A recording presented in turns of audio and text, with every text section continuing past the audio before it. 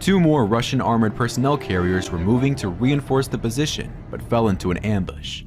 One of them was hit by an anti-tank grenade, but it continued its movement. Then, we see the second grenade missing its target. Eventually, the Russian armored personnel carriers were halted, and their crews fled the battlefield. As I mentioned in my previous reports, the Russians almost immediately abandoned their armored vehicles when facing danger. Ukrainian drone operators are consistently engaged in destroying this abandoned armor if it is located in the gray zone and cannot be captured as a trophy. The Ukrainian aerial reconnaissance spotted a Russian T-80 tank. A precise artillery shot was fired directly at the rear of the tank, causing it to immediately catch fire. Another tank was spotted nearby and was also hit by an artillery shell. The same fate befell this tank.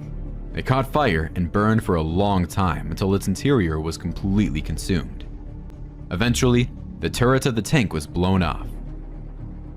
Yet another Russian tank was detected and disabled by artillery fire.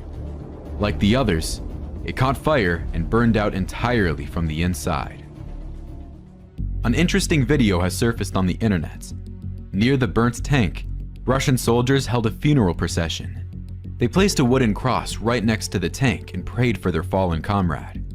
Another soldier fired shots into the air, as is customary among military personnel. Judging by the remains of the disabled tank, you can imagine the magnitude of the explosion and what might have happened to the crew inside the tank.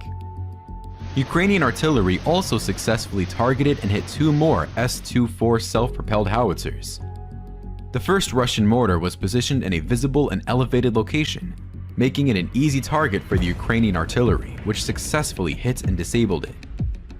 To give you an understanding, this mortar system is a highly dangerous weapon. It is equipped with a 240mm caliber gun and can launch projectiles up to a range of 10 kilometers, capable of destroying even heavily fortified bunkers.